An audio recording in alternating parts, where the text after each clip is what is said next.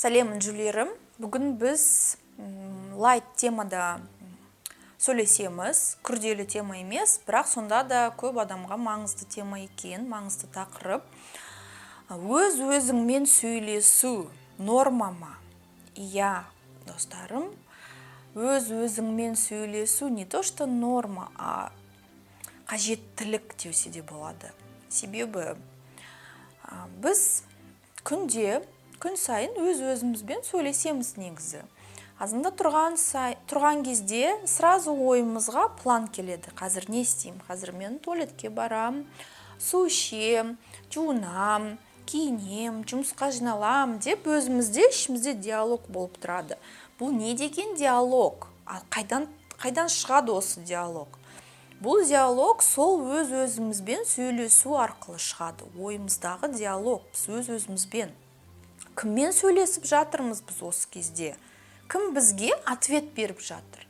Өз-өзіміз. Сол мен айтқандай өткен видеода да, невроз жайлы видеода, ішкі бөлімдер жайлы. Сол ішкі бөлімдеріміз сөйлесіп жатыр бір-бірімен. Өз-өзіңмен сөйлесу деген ол өз-өзіңді тану деген сөз. Мысалы, неге біз, допустим, әйел адам өкпелеп қалса, неважно, әйел болсын, ер адам болсын, біз, мысалы, бір сөйлесіп жатып біреумен, рас өкпеміз пайда болады, қапа болып қаламыз, жақпай қалды біреудің сөзі. И сол қапа болған эмоцияны ішімізге былай түсіреміз. Анау қапа болған адамға, қапа қылған адамға айтпаймыз. Маған қазір мынау ұнамады деп. Жай сол эмоцияны асымызға түсіре саламыз. Осылай біреуге ызаланып кетеміз. Біреу бізді раздражать етеді. И осы эмоциялардың бәрін астымызға былай раз и отпустили. Жаба салдық. Ол эмоция ешқайда кетпейді. Просто осылай қабат болып санамызда жинала береді. Жиналған сайын біз түсінбейміз, неге осы азан мен настроением жоқ, неге мен анау кісімен сөйлескім келмейді, тіпті көрім келмейді, анау подругамды да білгім келмейді. Өзіміздің күйеуімізге, әйелімізге де раздражениені сезіп тұрамыз. Себебі сол қатып қалған эмоциялар ішімізде толып кеткен. Ал неге олар толады? Бұның себебі, ең басты себебі, кезінде ол эмоция шыққан кезде біз өз-өзімізбен оны сөйлескен жоқпыз. Сөйлесу арқылы сыртқа шығарған жоқпыз. Мысалы, қапа болып қалдыңыз. И сразу өзіңізге сұрақ қою керексіз. Так, маған қазір не ұнамай жатыр? Неге мен қапа болдым? И осы мынау сөз ұнамай қалды, я? И сразу айтасыз. 15 күннен кейін емес, қырылыс ұрыс болған кезде емес, сол кезде, дәл сол күні күйеуіңізге ме, әйеліңізге ме айтасыз. Жаным, маған осы сөзін ұнамай қалды, қатты тиіп қалды.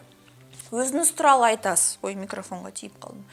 Өзіңіз туралы айтасыз. Сен маған неге өйтіп айттың деп, сен емес, маған ұнамады.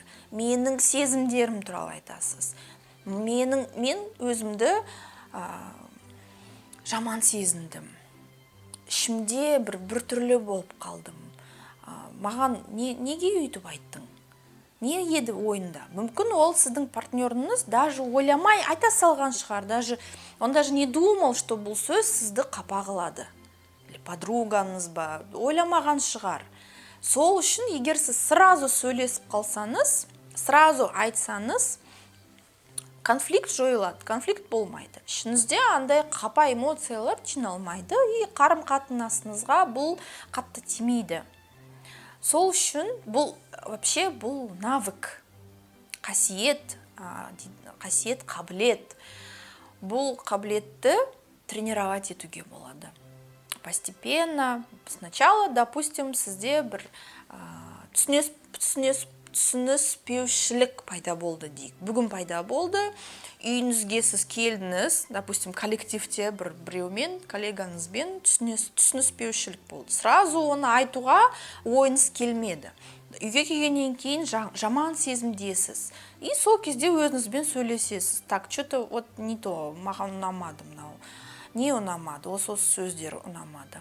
Егер конфликтте нормально, если такой адекватный адам болса, келесі күні сол адаммен сөйлесуге болады. Білесің ба, кеше осындай сезімде едім деп. Егер бұл неадекватный біреу болса, мысалы бастығыңызбен ұрысып қалсаңыз, или бастығыңыз сізге айқайлап берсе, сіз сол айқайды жұтып жіберсеңіз, конечно, сіз жаман бір боқ сезімде боласыз үйге келгеннен кейін. Келесі күні мүмкін өзіңіздің бастығыңызға айтамайтын шығарсыз, маған мынау ұнамады деп. Бұған тренировка керек.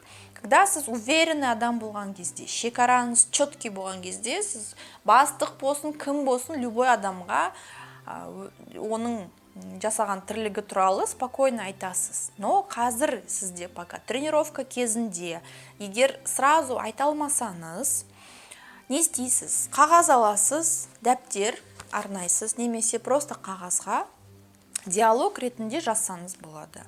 Прям пишите мен, и өзіңіз сол адамға айтатын ойыңыздың бәрін жазасыз. И өзіңізге ответ сол адамнан, мысалы Жандос Ыбраевич, допустим. И сол типа ол сізге айтып жатыр, сен малсың, сен осындайсың деп.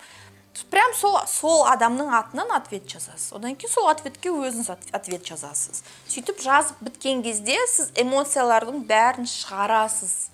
Ішіңізде емес, дәптер бетінде болады да. И сонда сізде внутри осы қат қалған эмоциялар пайда болмайды. Бұл қат қалған эмоциялар сосын уақыт өткен сайын бізде аурулар туғызады. Представьте, да, денеңізде бір жерде, мысалы, жүрек жақта эмоциялар раз, біріншісіне бір жиналып жатыр, а потом инфаркт или инсульт, и все. Или рак болуы мүмкін, әйелдерде, еркектер болсын. Рак неден пайда болады? Осы қатып қалған эмоциялардың көбейгеннен пайда болады. Сол үшін інжулерім, өзіңізді сезінуге үйреніңіз. Өзіңізбен сөйлесуге үйреніңіз. Өзіңізден сұрап тұруға, ішімде қазір не болып жатыр, қандай сезімдемін, неге маған мынау нәрсе ұнамады, не айтсам болады екен деп. И всегда өзіңіз жайлы айтыңыз. Сұрақтарыңыз болса, астында комментарийға жазсаңыз болады. Консультацияға жазылу үшін инстаграмға немесе почта арқылы жазсаңыз болады. Қоңыраушаны қосып, лайк бассаңыз, өте риза боламын. Маған бұл өте маңызды. Менің одан сайын видеоларды көп түсіруіме вдохновение береді. Сіздің лайктарыңыз, подпискаларыңыз. Осымен әңгімеміз аяқталды. Сүйем сіздерді.